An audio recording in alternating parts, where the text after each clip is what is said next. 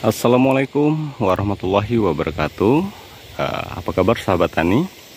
Baik, bertemu lagi di channel saya Mas Anton PRW. Di sini teman-teman saya akan mereview perbedaan dari sistem lancuran dan sistem sambung ranting ya teman-teman.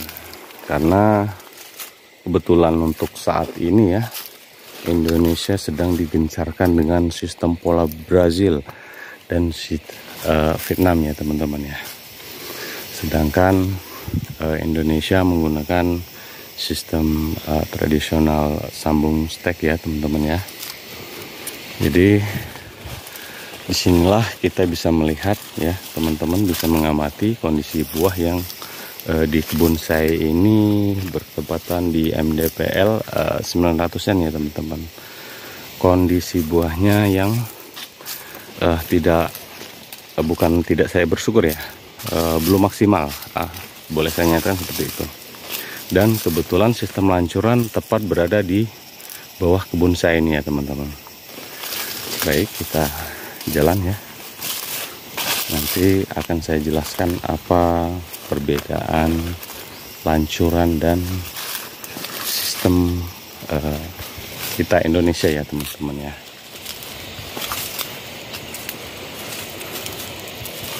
Baik, seperti itu ya teman-teman buahnya.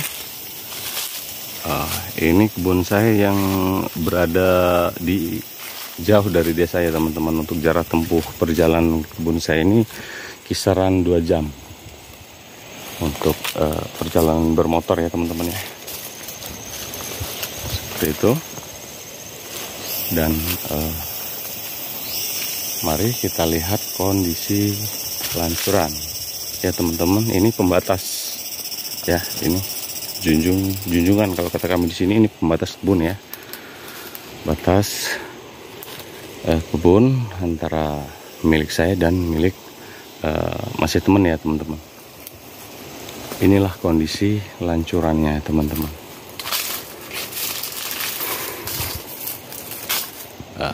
Boleh kita lihat kondisi buahnya ya teman-teman. Untuk kondisi batang boleh kita lihat hijau ya, bagus ya secara pertumbuhan. Cuman secara buah, mari kita sedikit mendekat, masih sangat memperhatinkan ya untuk di 2024 ini ya. Disinilah kita bisa menyimpulkan dominannya untuk sistem Brazil dan Vietnam itu kan sistem lancuran ya teman-teman. Jadi kesimpulannya seperti ini. Kalau di sistem lancuran itu buahnya seperti ini ya, berarti ini adalah kekurangan unsur hara dan perawatan secara maksimal. Kekurangannya seperti itu kalau menurut saya pribadi ya teman-teman, menyimpulkannya. Jadi sebelumnya kan teman-teman udah lihat tadi ya kebun saya yang kondisi buahnya yang walaupun belum lebat kan, cuman kan masih sangat lumayan dibandingkan yang sistem lancuran ya seperti ini ya teman-teman. Ini sangat kalau menurut saya pribadi memperhatinkan, dan yang punya kebun pun berpendapat sedemikian ya. Contoh ini sudah dimulai untuk beliau sudah melakukan sambungan sistem stek ya, dan setelah ini berproduksi maka nanti menurut yang mempunyai kebun ini akan dipangkas secara totalitas ya.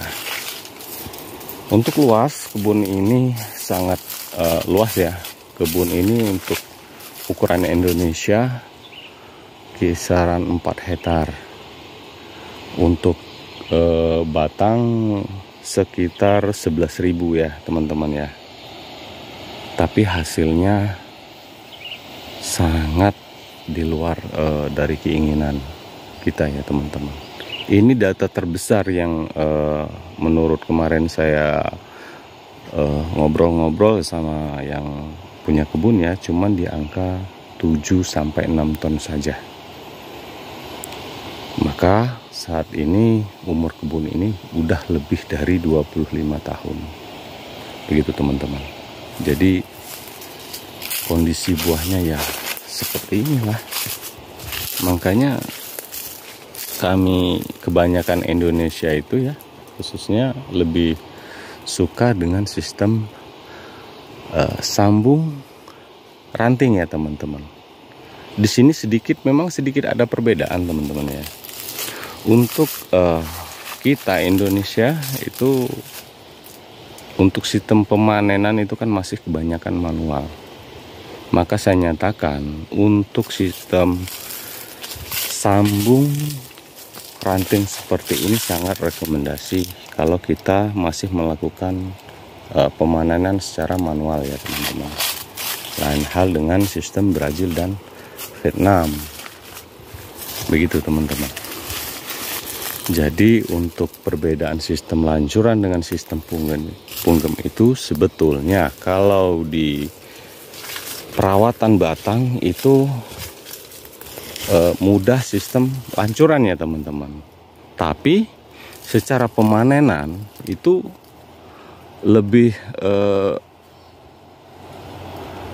mudah untuk sistem ranting ya teman-teman ya. Itu kalau menurut saya pribadi dan teman-teman juga berpendapat sedemikian ya teman-teman. Itulah perbedaan lancuran dengan sistem kita sambung ranting teman-teman.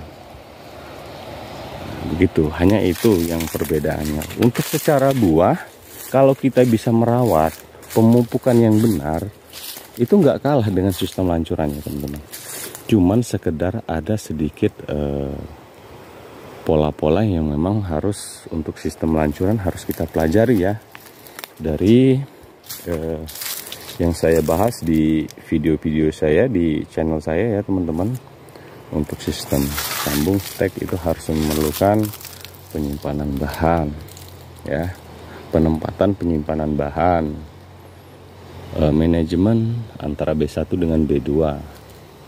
Begitu ya teman-teman. Lain hal dengan lancuran. Lancuran ini biasa yang saya ketahui perawatan cuman melepas tunas-tunas seperti ini ya teman-teman ya. Tunas-tunas seperti ini dan pruningan biasanya ya. Pruningan ranting-ranting seperti ini ya, setelah selesai produksi biasanya di pruning ya. Seperti itu. Seperti ini contohnya ya.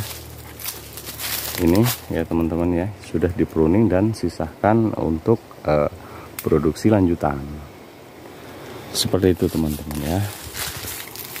Maka dari itu yang sudah punya kebun sistem sambung stek ya, itu kalau menurut saya dipertahankan saja.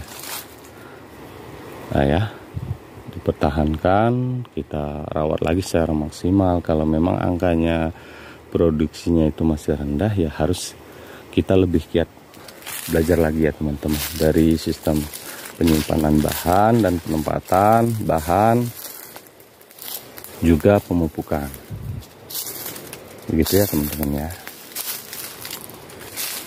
Untuk perawatan ini beliau udah pakai pola ya, sudah bisa membedakan mungkin teman-teman ya. Ini yang produksi dan yang dua ini adalah yang siap untuk generasi berikutnya ya teman-teman. Dan ini bukan hanya tahun ini, tahun-tahun belakang itu beliau sudah melakukan seperti ini, bahkan puluhan tahun yang lalu ya teman-teman ya. Beliau ini sudah memakai pola. Dan untuk batas pemangkasan dari lancuran ini, beliau biasa melakukan untuk batas pemangkasan itu 3 kali produksi ya, artinya 3 tahun ya. Setelah produksi, batang ini biasanya dilepas total seperti ini ya, yang bekas dipangkas ya, dipangkas total seperti ini. Seperti itu teman-teman ya. Jadi boleh teman-teman lihatlah ya, ini karena faktor apa? Karena faktor naungan apa-apa, ini nggak ada naungan, ini ada pun kalau menurut saya ini udah angka yang sangat sedang kalau menurut saya. Ini sudah normal untuk naungan, tapi kondisi buahnya sangat minim ya teman-teman. Ini yang punya kebun sangat mengeluh beberapa tahun ini, angka produksinya yang sangat-sangat memperhatikan.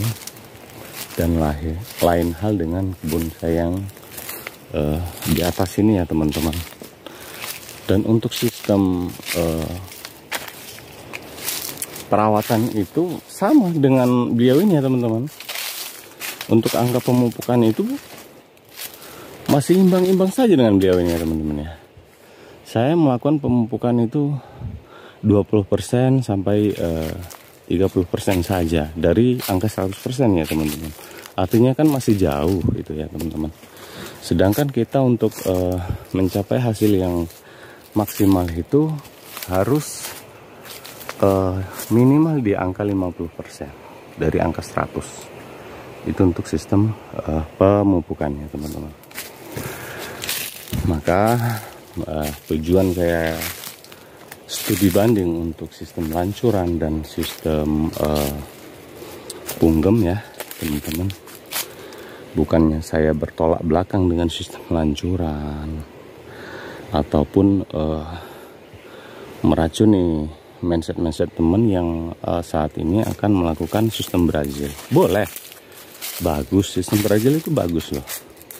Cuman harus kita garis bawahi, perawatan sesungguhnya yang menentukan dari hasil produksi itu sendiri ya teman-teman.